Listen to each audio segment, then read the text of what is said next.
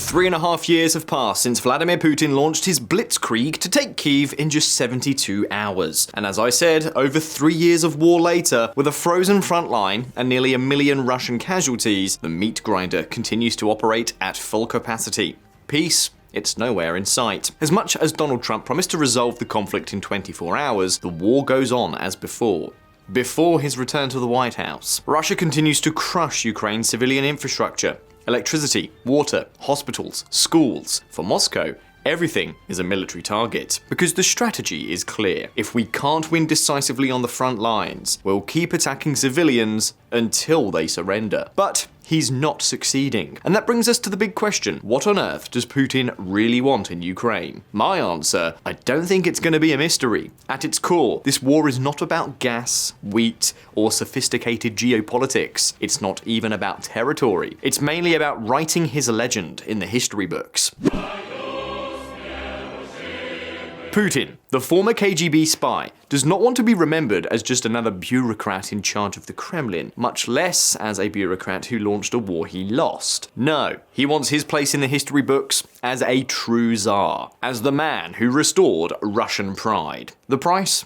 He doesn't care. The lives of Russians, the lives of Ukrainians, everything is expendable if his name is engraved in gold letters in the history books. But here comes the most disturbing part, or the most interesting part of this video. Even if Putin disappeared from the map tomorrow, Russia would no longer know how to return to normality. And that often gets overlooked. It's rarely talked about, but it may end up being the most lasting legacy of this damned war. Can Russia's militarized economy ever return to a civilian model? Even if Putin wanted to return to a peacetime economy, the Kremlin has staked everything on the military sector and the mobilization model over the past 3 years. Any attempt to rapidly cut spending will result in collapse. The war in Ukraine has created a monster. Russia has become addicted, not to gas or oil, but to military spending.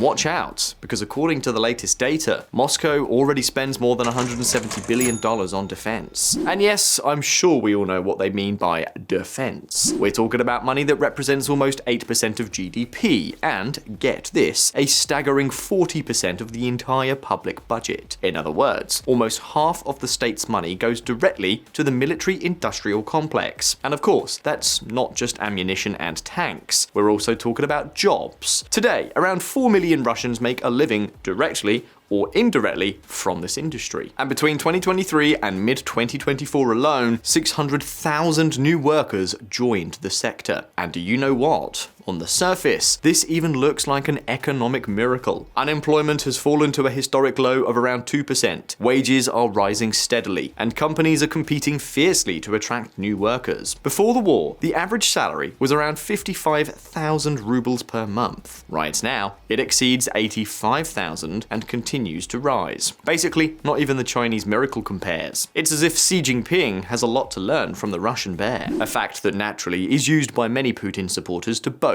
and talk about the greatness of this 21st century neo-Tsar. Obviously there's a catch.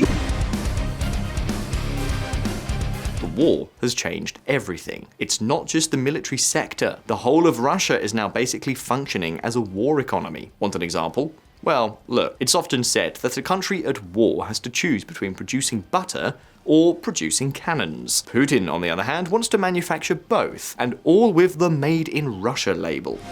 Moscow has prioritized developing the domestic food industry to ensure the country is self-sufficient in as many categories as possible. Last year, it plowed a record 682.2 billion rubles into the agro-industrial industry and has earmarked an additional 562.6 billion rubles for this year. Now, this is nothing new. Russia has been preparing for years, even decades, to survive without the West. But with the war in Ukraine, this obsession with self-sufficiency has become an absolute priority. So when foreign companies fled after the invasion, and those that stayed were shut down by Putin, the result was a boom in Made in Russia. Companies taking their place. The problem? Many of these companies would not last 5 minutes in a free market. Some are already technically bankrupt, but they continue to operate thanks to a constant injection of government money. Because there's one truth that always holds. It's practically an economic axiom, even though some people repeat the opposite every other minute. Wars do not create wealth. They only destroy it. It doesn't matter whether you win or lose. There may be sectors that benefit, yes, but others will suffer. And Russians know this. But there is a problem. An addict also knows that drugs are killing them. But they can't stop. And that's precisely the situation in which Mother Russia finds herself. The war economy has become the new way of life, and many analysts believe that it's here to stay, even if the war in Ukraine ended tomorrow. Because, just think about what the alternative scenario would be. Hundreds of companies closing, millions of jobs up in the air, salaries cut, and even if peace deals are signed and relations with the West are restored, do you really think that large multinationals will be lining up to invest in Russia? Obviously not. If Moscow turns off the tap, it could trigger a social collapse on a scale not seen since the fall of the USSR. So who on earth is going to be in a hurry to demilitarize the economy in the Kremlin? Pay attention to everything we're about to see. Well, to begin with, we need to make one thing very clear. The Russian economy's addiction to military spending is a very secondary reason why Vladimir Putin is not stopping the invasion of Ukraine. We've already told you, his primary goal is to go down in history as one of the great czars of Russia, whatever the cost, because after all, he's not the one paying for it. However, it's undeniable that this addiction plays an important role in this whole story, and not only because of the economic chaos that a sudden peace could cause. We've told you before that wars don't create wealth, but that doesn't mean that there aren't people who get very rich from them. And in Russia, we could spend all day naming names. Since the start of the war, the number of Russian billionaires has risen, fueled by buying foreign assets cheaply, operating in import-substituting industries, exploiting disruptions in European markets, and benefiting from producing homegrown substitutes for unavailable Western goods. Following the invasion of Ukraine, many multinationals such as Apple and Microsoft left Russia at full speed. And what do you do when you want to sell something as quickly as possible? Exactly, you sell it at a bargain price.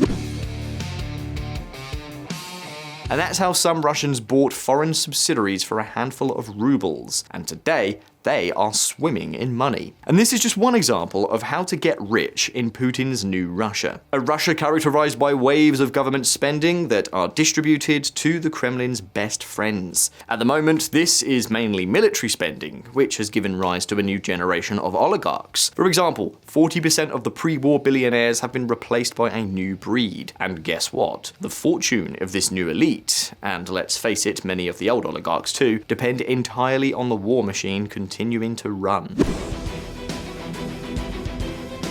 But of course, a Russia at peace would inevitably be a Russia more open to the world. And as soon as that happens, many of these oligarch-owned companies, which are now almost monopolies, will be worth less than a monopoly token. And keep in mind, we're not just talking about weapons. Sectors such as pharmaceuticals are now completely dependent on government money. There are cases such as that of Viktor Karatonin, who has doubled his wealth thanks to contracts with the state. So yes, there is an economic elite that doesn't want the war to end, so don't get your hopes up. The war economy will most likely continue to thrive in this country, even if a peace deal is signed tomorrow.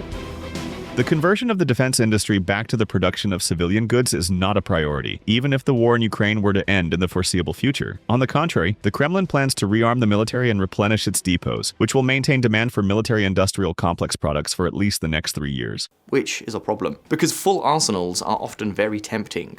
Right now, conquering Kyiv is impossible for Russia, but in the future, who knows? Putin could sign an agreement, keep part of the occupied territory, buy time, keep the military-industrial machine running at full capacity with more tanks, more drones, more ammunition, and less unemployment and business bankruptcies, and then try a new offensive in a few years. Because let's face it, at 72 years old, the clock is ticking, but Putin still has room for one more move.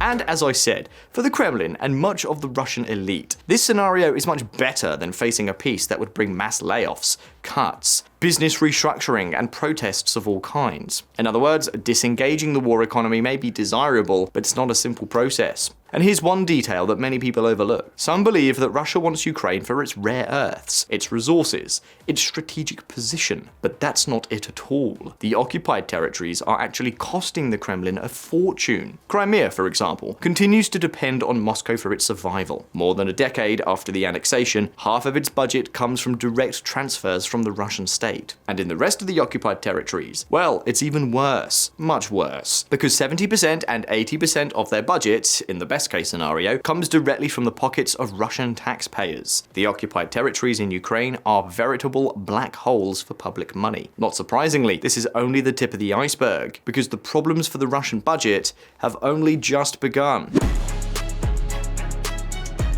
Oil and gas. Since the war, as I explained, things have cooled down. It's true that countries such as China and India continue to devour Russian crude oil, but even so, the trend is clear. Golden age of petrodollars is over. The war has meant lower margins in the industry and much less investment. And in a country with very old oil fields, as is the case in Russia, this poses a serious problem for the future. To sum up, even with a good agreement for Russia and Ukraine, the Kremlin is going to have many problems and will have to face a lot of challenges. And if we add to this the disengagement of the war economy, with liquidations, production losses, business bankruptcies, unemployment, that could translate into a lot of headaches. After a severe shock, the Russian economy began to grow at very high rates, much more than expected. And then all the Russian propaganda came out to tell us how Russia had an ironclad economy, that it was immune to international sanctions, and that nothing could stop the Soviet bear. But then why are they asking for the sanctions to be lifted in all their negotiations? Well, Putin and Putinists, I guess. Because the fact is that Russian GDP growth is simply an accounting illusion.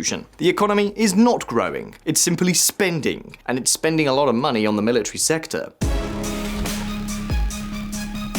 Since the war in Ukraine began, the Russian military industry has grown by more than 50%. Meanwhile, the rest of the economy has barely grown by 10%. And take note, because that 10% is also misleading. As we've already seen, the war has changed everything. The Russian state has filled the country with new domestic companies to replace the foreign ones that fled. The problem? Even butter factories are contaminated by military logic. Technically, making butter is not a defense industry, but in Putin's Russia, everything is to a certain degree. To put it in perspective, this is like someone who breaks their leg and buys a crutch. Of course, it improves their situation. Of course, it adds to GDP, but it would have been much better if they hadn't broken their leg. And the thing is, it's getting worse. According to official data from Rosstat, only 4 of the 20 industrial sectors measured by the government are profitable. Only 4 out of 20, and 3 of them are directly linked to the military sector. And that's it. Do you know what these industries have in common? Between July 2022 and November 2024, Russian corporate debt has skyrocketed by 36 trillion rubles. That's 74% higher than before. And yes, almost all of that money has gone to the military sector. So now, you surely understand why so many people in Russia are terrified at the idea of the war machine coming to a halt. Because if that happens, more than one person could be left without a crutch, and still with a broken leg. We're talking about companies that would lose government contracts overnight and be left with a lot of debt to a lot of banks, which would cause a lot of problems. Clearly, this could translate into an economic crisis, a financial crisis, unemployment, protests, bankruptcies, and oligarchs who are very unhappy with the Kremlin. Defense lending has surged by triple digits since 2022, which means a significant portion of Russia's corporate loan book today is a black box of poorly managed risk. At first, the Russian economic boom could be overlooked, but now the cracks are showing. The central bank, for instance, raised interest rates sharply to avoid hyperinflation, but now it's having to lower them to stimulate the economy. The result? An inflation rate of 10% that is accelerating more and more, quite the opposite of GDP growth. In fact, GDP contracted by 0.6% during the first quarter of the year, and most analysts suggest that it stagnated in the second quarter. And not surprisingly, the damage is not evenly distributed across Russia. As a rule, Moscow decides to go to war, and the peripheral regions pay for it. And not only because they send many more young men to the front than the Russian capital.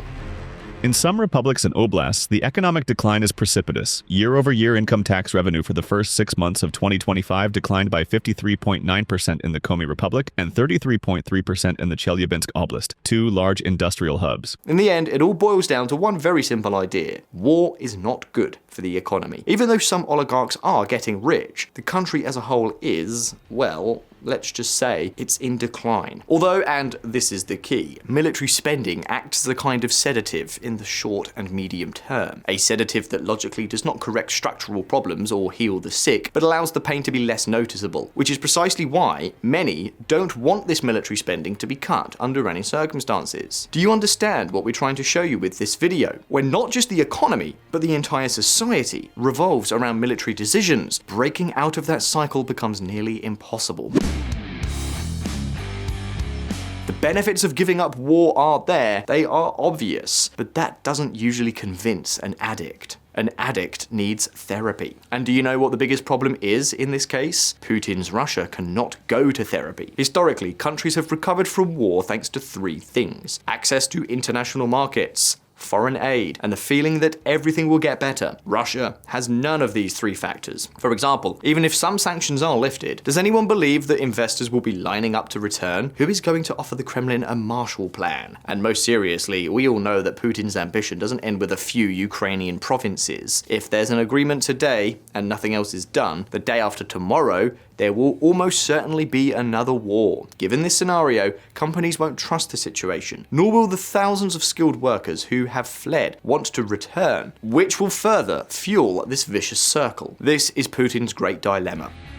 For Russia, the options seem equally problematic. Continue the war with its enormous human and material cost, attempt a structural economic transformation that would threaten established elites, or face a potential systemic collapse with unpredictable consequences. In short, Russia has become addicted to war, not only the Russian economy, but the whole of society.